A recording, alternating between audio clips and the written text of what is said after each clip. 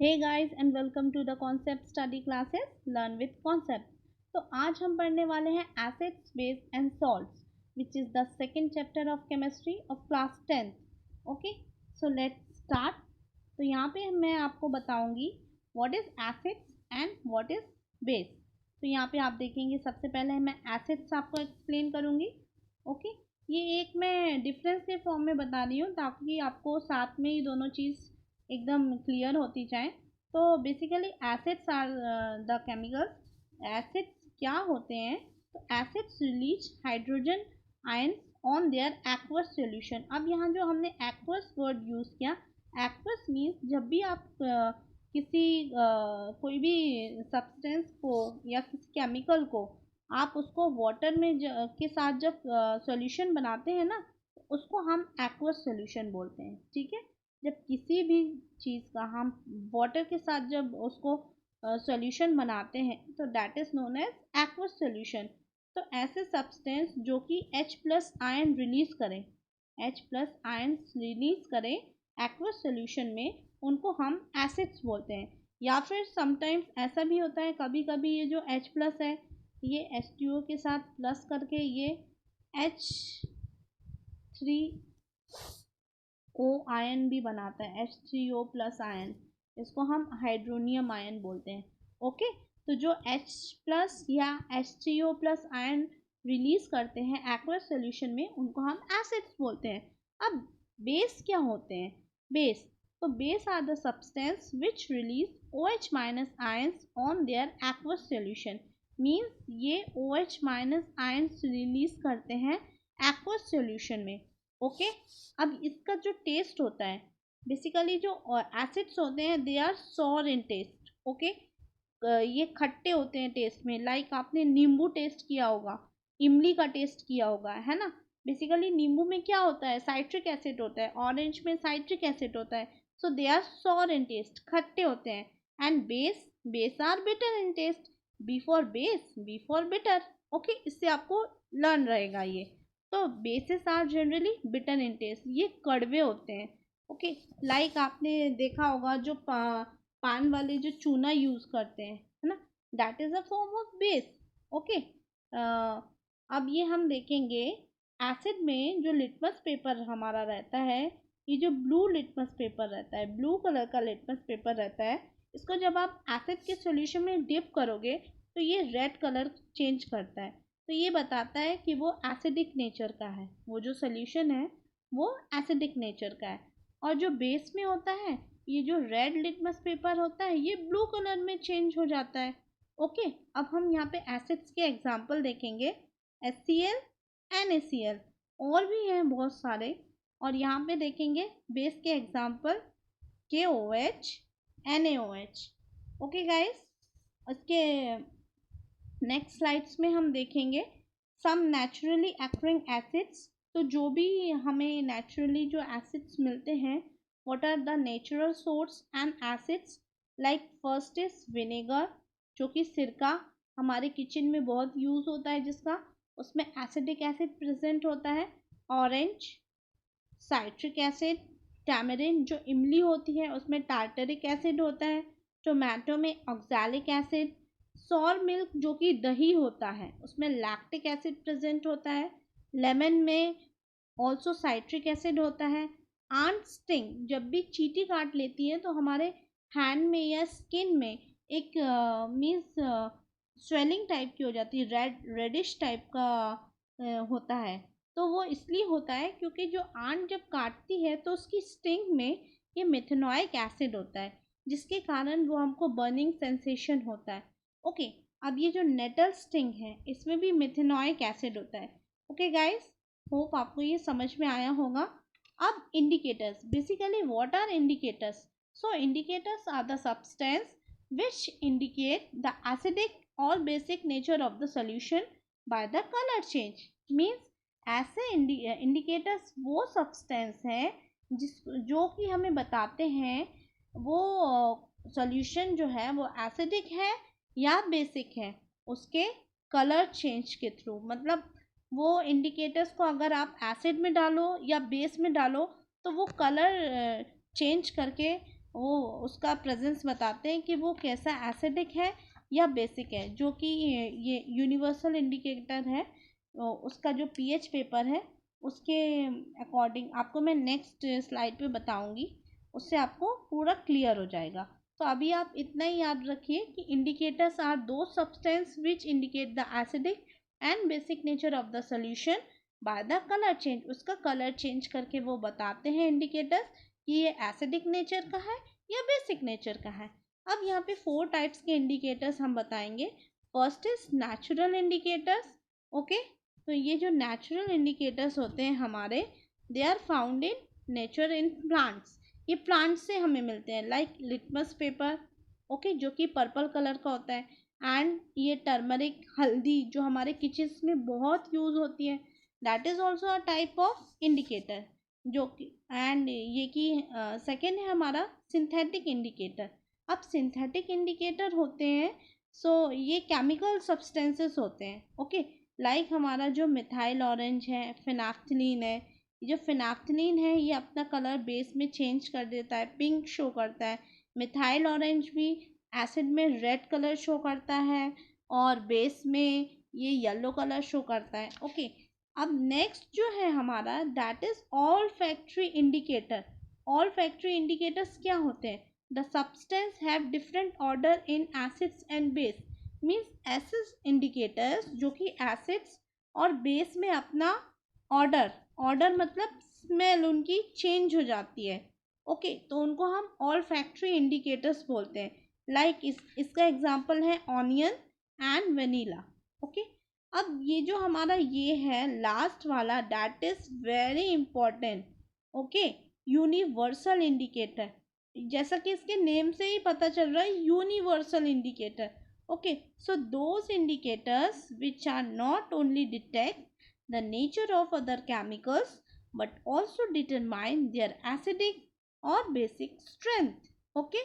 ऐसे indicators कि वो हमें सिर्फ ये नहीं बता रहे हैं कि वो केमिकल या सॉल्यूशन एसिडिक है या बेसिक है, बट ये भी बता रहे हैं कि उनकी एसिडिक और बेसिक स्ट्रेंथ। स्ट्रेंथ का मतलब वो स्ट्रॉन्ग एसिड है या वीक एसिड है, या स्ट्रॉन्ग बेस है या वीक बेस है, मतलब उनकी स्ट्रेंथ भी बता रहे हैं। तो इनको हम यूनिवर्सल इंडिकेटर्स बोलते हैं। इसका एग्जांपल है पीएच पेपर, जो कि आगे मैं आपको शो करूंगी, ओके। अब यहाँ पे इंडिकेटर्स देखिए, जो इंडिकेटर्स हैं वो एसिड्स और बेस में कौन कौन से कलर अपने चेंज करते हैं। फर्स्ट इज टर्मरिक, ये एसिड में कोई कलर चेंज नहीं करता है एंड बेस में रेड या रेडिश ब्राउन कलर शो करता है। लाइक आपके कभी भी शर्ट पे कोई करी गिरी होगी तो उसको आपने सोप, जो कि एक बेस है, उससे आपने वॉश किया होगा, तो वो एक रेडिश ब्राउन कलर टाइप का हो जाता है ना। तो आपको समझ में आया होगा कि जो सोप है वो बेसिक नेचर का होता है, ओके। तो ये ब्लू लिटमस पेपर जो सेकंड है हमारा, ये ब्लू लिटमस पेपर, ये एसिड में रेड कलर शो करता है एंड बेस में कोई कलर चेंज नहीं होता है। अब ये रेड लिटमस पेपर, एसिड में ये कोई कलर चेंज नहीं करता है एंड बेस में ब्लू कलर शो करता है। फिनाफ्थलीन जो है, फिनाफ्थलीन एसिड में कलरलेस, ओके, एंड बेस में पिंक कलर शो करता है। मिथाइल ऑरेंज, मिथाइल ऑरेंज जो है वो एसिड में रेड कलर शो करता है एंड बेस में येलो। इसका एक ट्रिक भी है, my Apple is red and, sorry यहाँ पे एंड जो है, मैं एंड ऐसा वाला नहीं, AND and banana is yellow, ठीक है। तो यहाँ पे माय जो है वो मिथाइल ऑरेंज है, A for acid and R red for red colour, ये एसिड में रेड कलर शो कर रहा है, and B for base, okay, and yellow, ठीक है। ये आपको समझ में आया होगा। जो मिथाइल ऑरेंज है वो एसिड में रेड कलर शो कर रहा है एंड बेस में येलो कलर शो कर रहा है, ओके। अब ये हम आते हैं इसमें, how strong are acids and base. अब स्ट्रॉन्ग एसिड्स कौन से होते हैं एंड स्ट्रॉन्ग बेस कौन से होते हैं, और वीक एसिड्स कौन से होते हैं एंड वीक बेस कौन से होते हैं. So strong acids are those acids which release more H plus ion on their aqueous solution. Means वो अपने एक्वस सोल्यूशन में more H plus ion release करते हैं.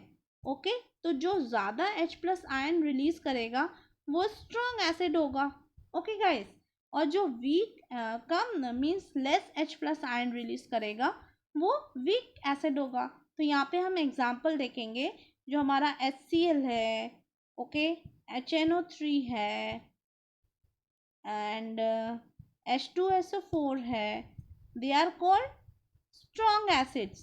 ओके, क्योंकि ये more H plus ion release करते हैं अपने एक्वस सॉल्यूशन में. और वीक एसिड में हम देख लेंगे हमारा यहाँ पे H3PO4 है ना, H2CO3, they are called weak acids क्योंकि ये less H plus ion release करते हैं, कम H प्लस आयन रिलीज करते हैं. ओके, अब हम यहाँ पे देखेंगे बेस के टर्म में. स्ट्रॉन्ग बेस क्या होते हैं?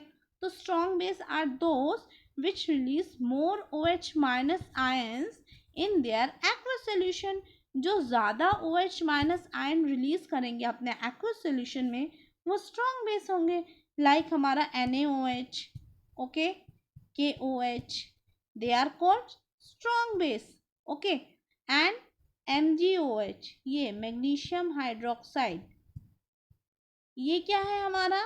दिस इज वीक बेस क्योंकि ये less OH minus ion release करेगा और ये मोर OH माइनस आयन रिलीज करेंगे इन देयर एक्वस सॉल्यूशंस में. तो जो भी ज़्यादा H प्लस आयन रिलीज करेगा या जो भी कम H प्लस आयन रिलीज करेगा, तो जो ज़्यादा करेगा गाइस वो होगा स्ट्रॉन्ग एसिड्स एंड जो कम करेगा वो होगा वीक एसिड्स. एंड बेस में क्या होगा? जो ज़्यादा हाइड्रोक्सिल आयन रिलीज करेगा वो होगा स्ट्रॉन्ग बेस एंड जो कम हो रिलीज करेगा OH minus ion in their aqueous solution वो होगा वीक बेस. अब ये dilute acids and dilute base ये क्या है? तो डाइल्यूशन क्या होता है सबसे पहले तो ये बताएंगे. तो डाइल्यूशन मीन्स एसिड्स को या बेस को वाटर में पोर करना. ओके, इसको धीरे धीरे धीरे करके वाटर में पोर करना, इसको हम डाइल्यूशन कहते हैं. कभी भी हम वाटर को डायरेक्टली एसिड या बेस में पोर नहीं करते हैं गाइस. इससे क्या होगा? अगर आपने वाटर को एसिड या बेस में पोर कर दिया तो उससे स्प्लैश हो जाएगा, आपकी स्किन में बर्न भी हो सकते हैं. तो हमेशा हमें एसिड को या बेस को धीरे धीरे धीरे करके पोर करते हैं, फिर उसमें स्टिरिंग करते हैं थोड़ा थोड़ा, फिर अगेन हम पोर करते हैं, फिर स्टिरिंग करते हैं. So that process is known as dilution. ठीक है. तो डाइल्यूशन से क्या क्या होगा कि उसके अंदर के जो वो जितना ज़्यादा डाइल्यूट होगा वो उसमें उतने ज़्यादा कम H प्लस या कम OH माइनस आयन्स हो जाएंगे.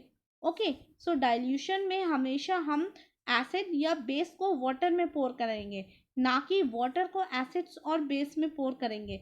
अब यहाँ पे आप देख सकते हैं ये जो हमारा एक स्केल दिख रहा है, variation of pH with the change in concentration of H plus and OH minus ions. ठीक है, ये जो हमारा 7 है ये शो करता है. 7 जो है ये न्यूट्रल वैल्यू शो करता है.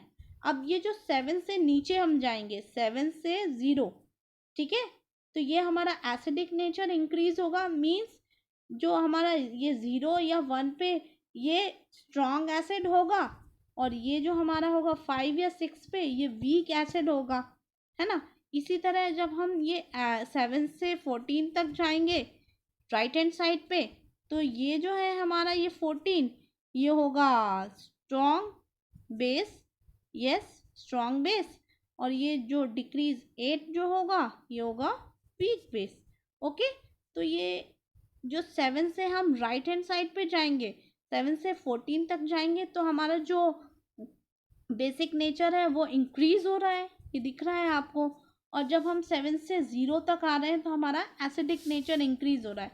मीन्स ज़्यादा H प्लस आयन रिलीज होंगे एंड यहाँ पे ज़्यादा OH माइनस आयन रिलीज होंगे. ओके, और यहाँ पे एच आयन का कॉन्सेंट्रेशन इंक्रीज होगा एसिडिक नेचर में, और यहाँ पे एच आयन का कॉन्सेंट्रेशन डिक्रीज होगा। और 7 जो है, 7 इज अ न्यूट्रल। तो जो हमारा प्योर वाटर या ब्लड है ये 7.4 मीन्स ये न्यूट्रल वैल्यू शो करता है। ओके, तो अब हम आ जाएंगे हमारी नेक्स्ट स्लाइड पे। Importance of pH in everyday life. PH का हमारे everyday life means daily life में क्या इम्पोर्टेंस है? तो ऑल, फर्स्ट पॉइंट है इसका, all animals and plants are pH sensitive. Means जितने भी एनिमल्स या प्लांट्स जो होते हैं they are called pH sensitive, वो पीएच सेंसिटिव होते हैं। क्यों? अब मैं बताती हूँ आपको।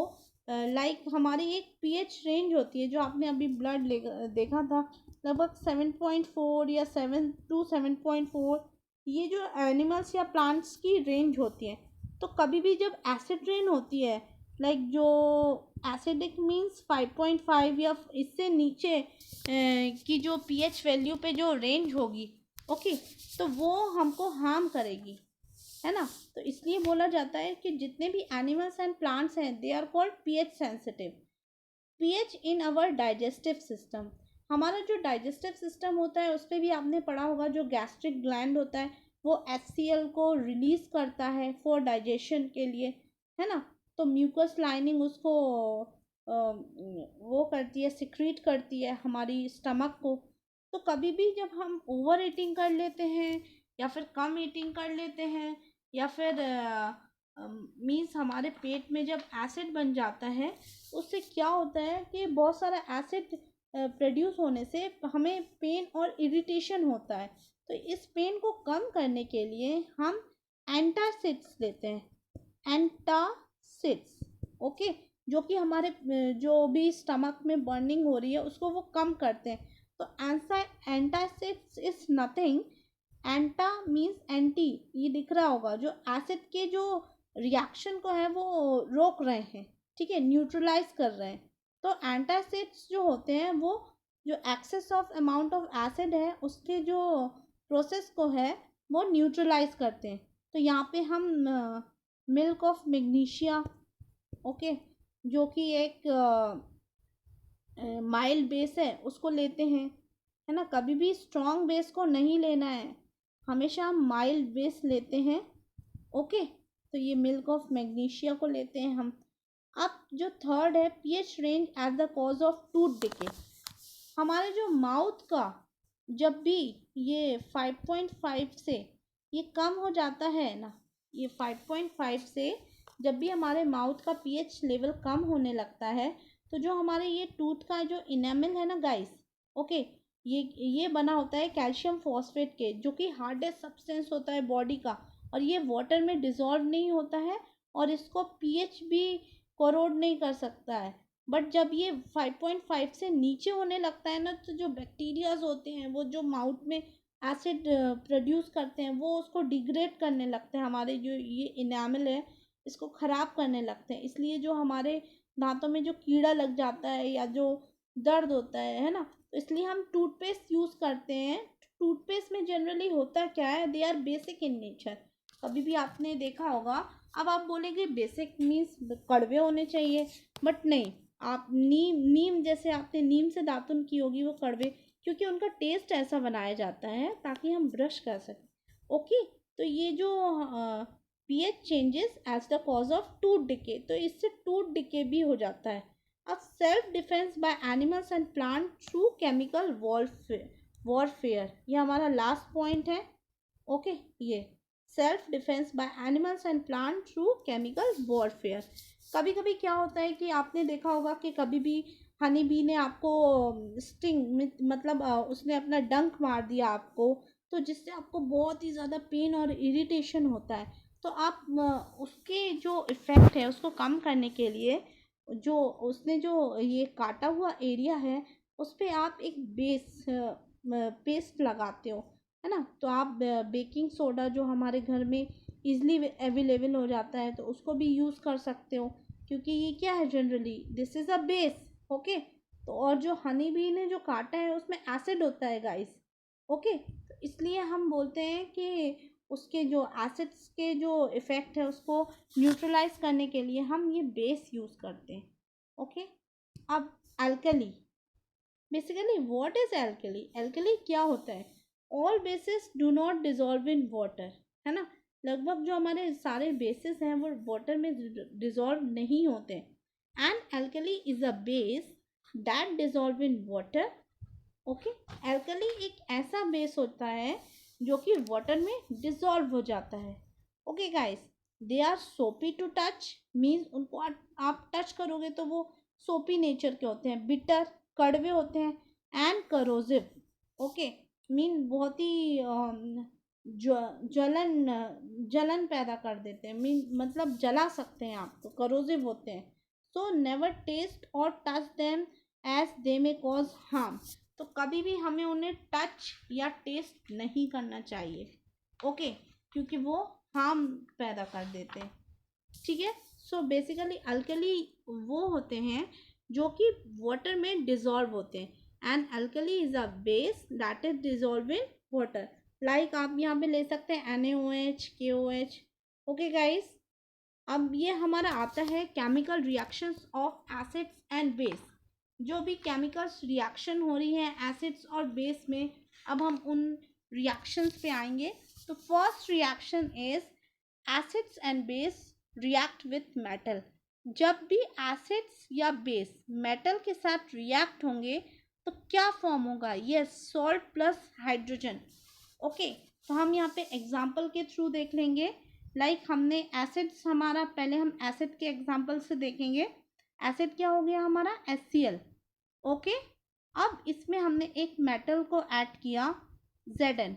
ओके गाइस, तो हमारा जो प्रोडक्ट बनेगा that is ZnCl2 plus hydrogen gas release होगी। तो ये बेसिकली हमारा क्या हुआ? जब एसिड को हमने मेटल के साथ रिएक्ट किया तो हमारा सॉल्ट बना, zinc chloride plus hydrogen gas release हुई। अब बेस के साथ हम देख लेंगे एक इसका रिएक्शन 2NaOH। यस, यहाँ भी हम जिंक ही ले लेंगे, जिंक। अब ये क्या फॉर्म करेगा? यस, Na2ZnO2, जो कि होता है सोडियम जिंकेट, जो कि एक सॉल्ट है। Okay, plus yes H2 gas release करेगा ये।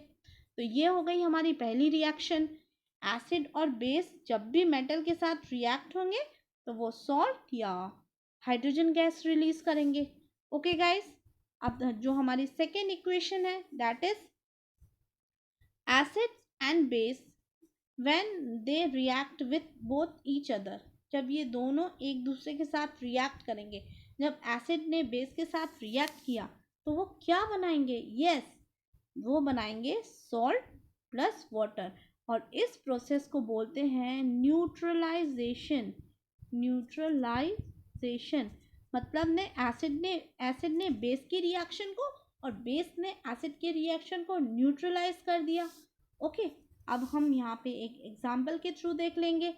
अब हमारा जो एसिड है वो क्या है? HCl प्लस बेस क्या है? NaOH। दोनों स्ट्रॉन्ग एसिड और स्ट्रॉन्ग बेस ले लिया हमने। हाँ, इसमें हमारा क्या बनेगा? एसिड प्लस बेस क्या बनाएगा? ये सॉल्ट बनाएगा। तो सॉल्ट हमारा बनेगा NaCl, yes, sodium chloride plus water. तो ये हो गई हमारी न्यूट्रलाइजेशन रिएक्शन। मीन्स एसिड ने और बेस ने दोनों ने एक दूसरे को न्यूट्रलाइज कर दिया, तो that is known as neutralization reaction. अब जो थर्ड रिएक्शन है हमारी that is acid react with metal carbonate and metal hydrogen carbonate. Okay, तो कभी बेसिकली ये जो मेटल कार्बोनेट या जो ये मेटल हाइड्रोजन कार्बोनेट है they are basic in nature. Okay, तो यहाँ पे भी क्या हो रहा है? जब एसिड बेस के साथ रिएक्ट होगा तो वहाँ पे भी क्या होगी? न्यूट्रलाइजेशन रिएक्शन होगी। तो न्यूट्रलाइजेशन रिएक्शन में हमारा क्या बन रहा था? Salt plus water. क्योंकि यहाँ पे कार्बोनेट है इसलिए ये CO2 गैस भी इवॉल्व होगी। अब यहाँ पे हम इक्वेशन के थ्रू देख लेते हैं गाइस। हमारे जो एसिड है that is 2HCl plus metal carbonate क्या होगा, yes, Na2CO3 that is sodium carbonate, yes. अब ये क्या बनाएगा, सॉल्ट बनेगा हमारा, 2NaCl plus water plus carbon dioxide gas release होगी, यस गाइस। तो ये हमारी हो गई एसिड का मेटल कार्बोनेट के साथ। अब हम एसिड की मेटल बाइकार्बोनेट के साथ देख लेते हैं, HCl plus NaHCO3, this is metal bicarbonate, sodium hydrogen carbonate, okay. तो ये हमारा बनेगा NaCl जो कि एक सॉल्ट है plus water plus CO2 gas निकलेगी, ओके। तो दिस इज नोन एज, और इसको भी हम एक तरह से न्यूट्रलाइजेशन रिएक्शन ही बोलेंगे, ओके। अब हम जो हमारी नेक्स्ट रिएक्शन है उस पर आएंगे। When acid react with metal oxide what happen, acid जब मेटल ऑक्साइड के साथ रिएक्ट होंगे तो क्या होगा, तो यहाँ पे हम देखते हैं सॉल्ट बनेगा प्लस वाटर बनेगा, यस, क्योंकि जो हमारा मेटल ऑक्साइड है it is also a type of base, ये भी एक बेस नेचर का होता है ना। तो यहाँ पे हम रिएक्शन के थ्रू देख लेते हैं। एसिड क्या है हमारा, HCl plus Na2O, okay, sodium oxide. अब ये हमारा बनाएगा सॉल्ट जो कि है NaCl प्लस वाटर, यस। ये हो गई हमारी fourth reaction. When acid react with metal oxides, they form salt and water, and that is also a type of neutralization reaction. Okay. अब हम हमारी लास्ट रिएक्शन देखेंगे, when base react with non-metal oxides. तो ये जो हमारे non-metal oxides होते हैं they are also a type of acids, है ना, मतलब उनका जो नेचर होता है they are acidic type, okay. तो ये भी क्या बनाएंगे, सॉल्ट प्लस वाटर, ओके। अब हम यहाँ इक्वेशन के थ्रू देख लेंगे गाइस। हमारा ये बेस क्या है, 2NaOH, yes, plus non metal oxides, carbon dioxide ले लेते हैं, यस। तो हमारा ये सॉल्ट क्या बनेगा, Na2CO3 sodium carbonate, yes, plus water. तो ये हमारी हो गई last reaction. So guys hope आप सबको ये समझ में आ गया होगा अच्छे से। When acid and base react with metal तो हमारा बनेगा ये देखिए रिएक्शंस देखते हैं। When acids and base react with metal they form salt and hydrogen. When acids and base react with each other they form salt and water. When acids react with metal carbonate or metal hydrogen carbonate, they form salt and water and carbon dioxide. When acid react with metal oxide, they form salt plus water. And when base react with non-metal oxides, they form salts and water. Basically हमारी ये जो last की जो 4 reaction थी ये type of neutralization reaction थी, मतलब एक तरीके से ये तो हमारी न्यूट्रलाइजेशन रिएक्शंस थी ही, ओके। बट इसको भी हम ये जो 3 है इसके अलावा they are also a type of neutralization reaction, okay. अब हम नेक्स्ट स्लाइड्स में देखेंगे गाइस। अब हमारे आगे salts, basically what are salts, okay. तो सॉल्ट्स में हमको गाइस यहाँ पे 5 टाइप के सॉल्ट्स हम पढ़ेंगे यहाँ पे। First is common salts, second is bleaching powder, third is baking soda, fourth is washing soda, and the fifth is plaster of Paris. Yes, Paris नहीं जाना है हमको, प्लास्टर ऑफ पेरिस पढ़ना है, ओके गाइस। तो हम आते हैं हमारे फर्स्ट सॉल्ट पे, दैट इज ये common salt which is NaCl, sodium chloride, जो कि हम अपने घर पे भी यूज़ करते हैं, यस, नमक, यस। तो जब हम सोडियम क्लोराइड को वाटर में डिज़ोल्व करेंगे और उसको उस पे इलेक्ट्रिसिटी इलेक्ट्रोलाइसिस करेंगे NaCl का, तो ये जो हमारा सोल्यूशन है ना, ये जो ब्लू कलर का दिख रहा है वाटर के साथ जो मिक्स किया है, इसको हम ब्राइन सोल्यूशन भी बोलते हैं, ओके, ब्राइन, ओके। तो ये जो हमारा क्या होगा क्या, ये देखिए, जब ये हमारा ये जो सोडियम है तो NaCl ये डिवाइड हो जाएगा Na, जब हमने इसका इलेक्ट्रोलाइसिस करेंगे तो ये Na plus NCl minus ions में ये डिवाइड हो जाएगा। ओके, तो ये जो हमारी ये जो रॉड दिख रही है आपको, ये पॉजिटिव चार्ज वाली, that is known as anode, and ये negatively charge rod is known as cathode. तो ये जो पॉजिटिव चार्ज है आप जानते हैं कहाँ पे जाते हैं, yes they attract with negative rod, और जो हमारे नेगेटिव चार्ज है वो पॉजिटिव रॉड की तरफ अट्रैक्ट हो जाएंगे। ओके, तो हमारा जो Cl है, ओके, वो Cl जो है वो एनोड जो हमारी रॉड है पॉजिटिव वाली उसकी ये Cl माइनस, ओके, इससे एक इलेक्ट्रॉन अपना दे देगा। ओके, और ये बना लेगा Cl2 जो कि एक गैस फॉर्म में यहाँ पे बबल फॉर्म में आपको दिखेगी। ओके, ये Cl2 गैस बनाएगा। ओके, अब ये जो हमारा Na है, Na ये जाएगा नेगेटिव रॉड पे Na प्लस, और ये एक और आयन यहाँ से ले लेगा। ओके, ठीक है ना, तो ये बन जाएगा हमारा NaOH प्लस हाइड्रोजन। यस, तो हमारी इसमें थ्री थिंग्स बनी guys. First is chlorine, second is NaOH and third is hydrogen gas. Okay, अब हम यहाँ पे पढ़ेंगे कि जो हमारी इससे चीज़ें बनी, जो भी प्रोडक्ट निकला उसका क्या यूज़ है। ओके गाइस, तो यहाँ पे हम देखेंगे जो हमने NaCl का इलेक्ट्रोलाइसिस किया उससे हमारा निकला first hydrogen, second chlorine and third is sodium hydroxide that is NaOH। Okay, तो हम यहाँ पे देखेंगे फर्स्ट हाइड्रोजन। अब हाइड्रोजन का यूज देखेंगे हम यहाँ पे क्या होता है। Hydrogen is used as a fuel. Okay, like H2, ठीक है, H2 जो है हमारा ये फ्यूज के रूप में यूज होता है। फिर सेकेंड यूज है मार्जरीन, मीन्स एक is a type of Dalda. ठीक है, जब हम उसको ऑयल्स में ऐड करते हैं तो एक वो सैचुरेटेड फैट टाइप से बनाता है, तो that is known as margarine.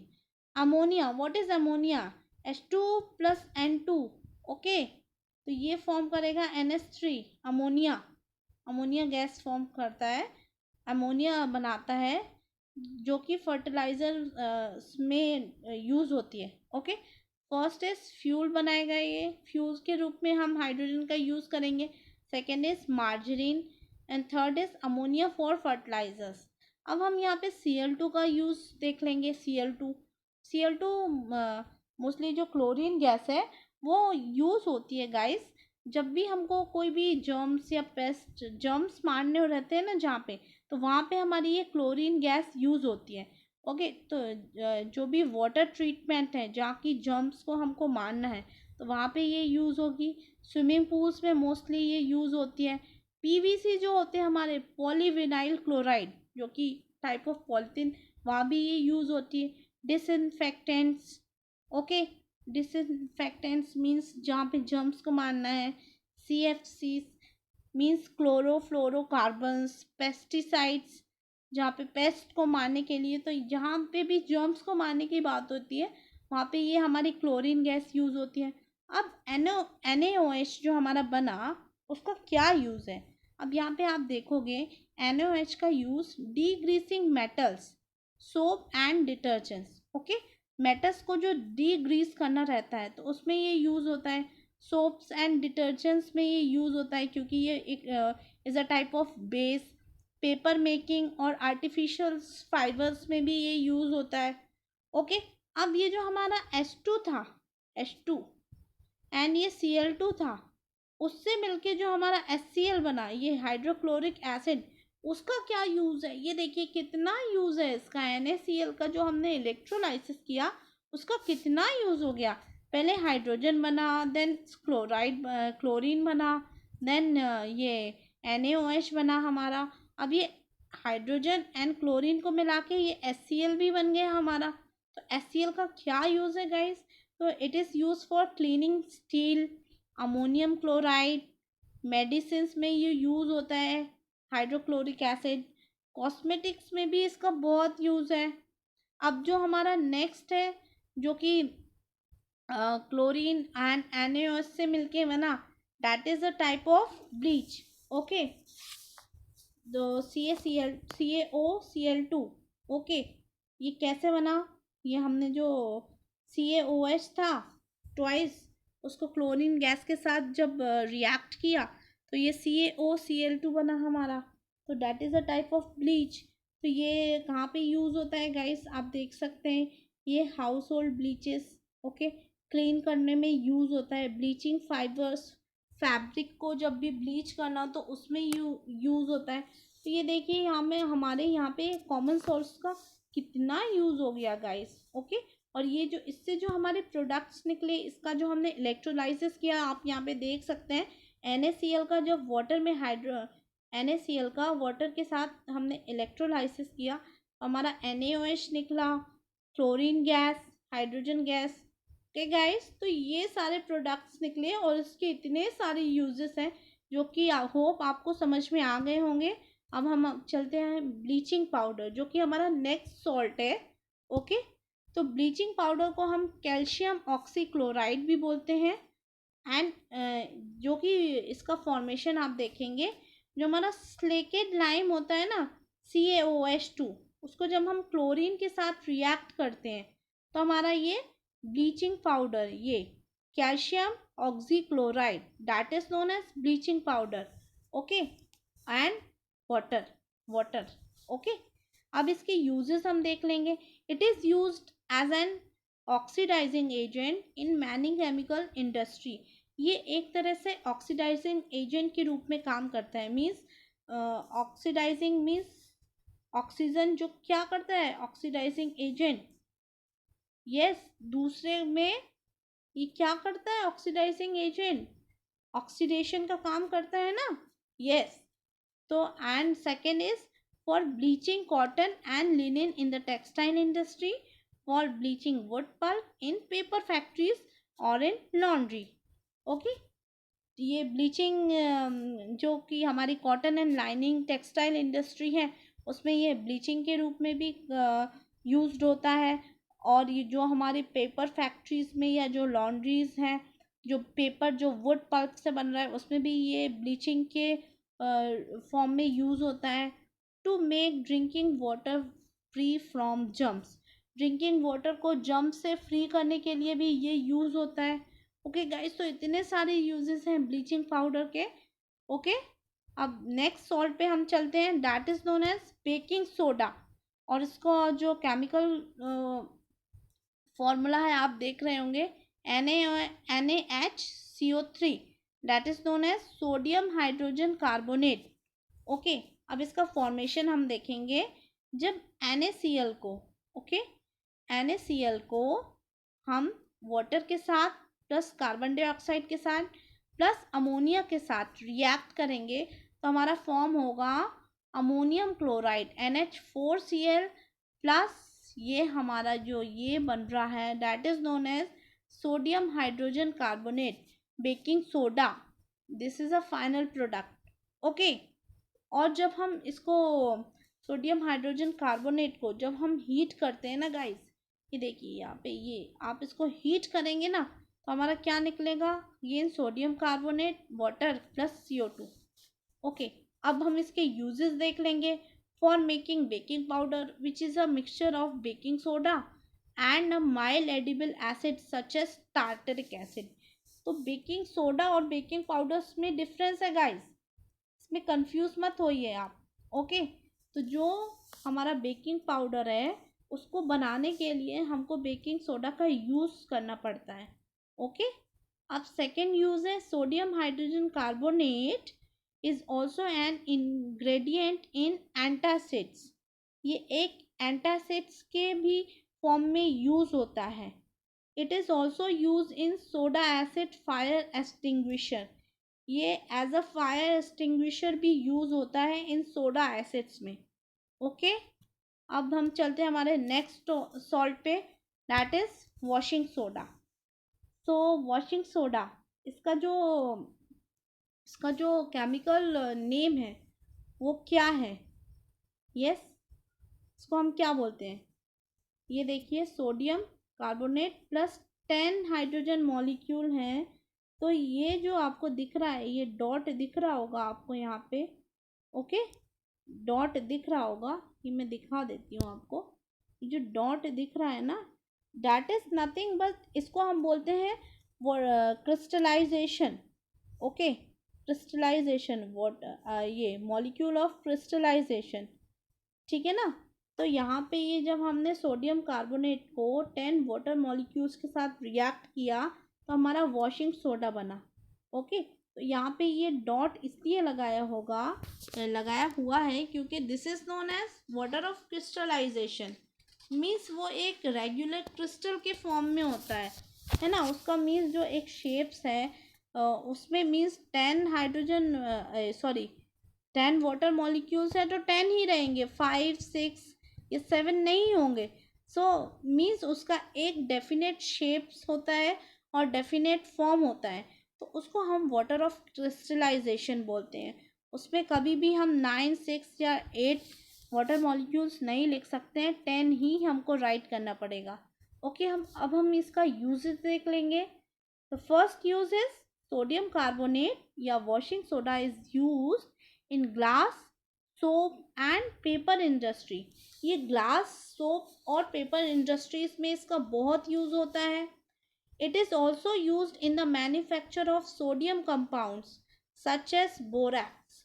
ये बोरैक्स बनाने के लिए भी यूज होता है। Sodium carbonates can be used as a cleaning agent for domestic purpose. ये डोमेस्टिक पर्पस मीन्स हमारे घर पे भी ये जो क्लीनिंग एजेंट ना, हमको कहीं साफ सफाई करनी रहती है तो सोडियम का कार्बोनेट यूज़ होता है, ओके, उसके लिए, ठीक है ना। अब ये देखिए लास्ट वाला जो पॉइंट है, it is use for removing permanent hardness of water. Water की जो हार्डनेस होती है ना, वाटर में जो भी हार्डनेस होती है तो उसको रिमूव करने के लिए हम वॉशिंग सोडा का यूज़ करते हैं। ओके, कभी भी आपने देखा होगा कि जो हार्ड वाटर है वहाँ पे जो आप ये ऐड करते हो कि तो जो वाटर की जो हार्डनेस है वो कम हो जाती है। ओके, इसलिए हम कपड़े धोने से पहले इसको यूज़ करते हैं ताकि हम वाटर की जो हार्डनेस है उसको कम कर सकें। ओके, और ये होप आपको यहाँ पे वाटर ऑफ क्रिस्टलाइजेशन समझ में आ गया होगा कि मीन्स यहाँ पे अगर 10 मॉलिक्यूल्स ऑफ वाटर हैं तो 10 ही रहेंगे, 7 8 या 9 नहीं होंगे, है ना। ये एक डेफिनेट केमिकल फॉर्मूला होता है। ओके, अब हमारा जो नेक्स्ट सॉल्ट है that is plaster of Paris and which is the last salt. इसको हम बोलते हैं कैल्शियम सल्फेट हेमीहाइड्रेट। अब यहाँ पे हेमी का मतलब क्या होता है? तो हेमी आप देख रहे हो CaSO4 डॉट हाफ। अब यहाँ पे भी देखो वाटर ऑफ क्रिस्टलाइजेशन है गाइस, ओके, तो यहाँ पे हाफ H2O प्लस 1.5 H2O। तो ये यहाँ पे ऐसा क्यों लिखा गया है? हाफ का मतलब क्या है? क्या आधा वाटर मॉलिक्यूल आ गया? नहीं, यहाँ पे देखेंगे हम, ये जो एक वाटर मॉलिक्यूल है H2O, ओके, ये एक वाटर मॉलिक्यूल है, तो ये CaSO4 और ये CaSO4, तो इसको 2 कैल्शियम सल्फेट मॉलिक्यूल्स ने कंबाइन करके रखा है, मतलब उसको और शेयर करके रखा है, तो इसलिए इसको ये हाफ लिखा गया है ना। कैल्शियम सल्फेट हेमीहाइड्रेट मतलब जो एक कैल्शियम सल्फेट है उसने ये जो ये एक वाटर मॉलिक्यूल्स है, इसलिए हमने हेमी बोला है क्योंकि ये उसने आधे को शेयर करके रखा है, हेमी, है ना। तो इसलिए हाफ वाटर मॉलिक्यूल हमने यहाँ पे लिखा है। तो यहाँ पे आप देखेंगे प्लास्टर ऑफ पेरिस का फॉर्मेशन देखेंगे, कैल्शियम सल्फेट को हमने ये CaSO4 plus half H2O plus 1.5 H2O, ये हमारा बना जिप्सम। ओके, तो जब भी हम जिप्सम, ये जिप्सम से बनता है गाइस, तो जब हम जिप्सम जो ये हमारा है, इसको हम 373 केल्विन या 100 डिग्री सेल्सियस पर बोल लीजिए। ओके, जब इसको हीट करते हैं ना, तो ये हमारा बन जाता है CaSO4, okay, half H2O, that is known as plaster of Paris. Okay, जो कि ये आपको दिख रहा है, that is known as plaster of Paris. ठीक है ना? तो होप ये आपको समझ में आ गया होगा कि यहाँ पे हाफ H2O क्यों लिखा है। तो प्लीज़ डोंट गेट कंफ्यूज। अब इसका यूज़ देख लेते हैं गाइज हम, इसका यूज़ क्या क्या है। Use for making toys, toys बनाने के लिए, और जो हम स्कल्पचर बनाते हैं या जो मूर्ति बनती है, लाइक गणेशा की मूर्ति या जो भी गॉड की मूर्ति बनती है, बहुत सारे भगवान की मूर्ति, तो वहाँ में हम प्लास्टर ऑफ पेरिस का यूज़ करते हैं। Okay, plaster of Paris used for making materials for decoration and for making smooth surface। आपके घरों पे जो डेकोरेशन के जो मटेरियल्स हैं वो भी प्लास्टर ऑफ पेरिस के बने हुए होते हैं, या आपके घरों में जो आजकल पुट्टी और जो वॉल सीलिंग्स लग रही हैं वो भी प्लास्टर ऑफ पेरिस की बनी हुई होती है। It is also use in plaster. कभी भी आपके हाथ पैर टूट जाते हैं ना, तो आपको जो प्लास्टर बनता है तो that is also form with plaster of Paris, वो भी एक प्लास्टर ऑफ पेरिस से ही बना हुआ है। ओके, तो होप गाइस आपको ये पूरा चैप्टर समझ में आया होगा। तो आपके जो भी क्वेरीज या डाउट हो आप कमेंट सेक्शन में लिख के हमको बता सकते हैं। Okay, so thank you for watching.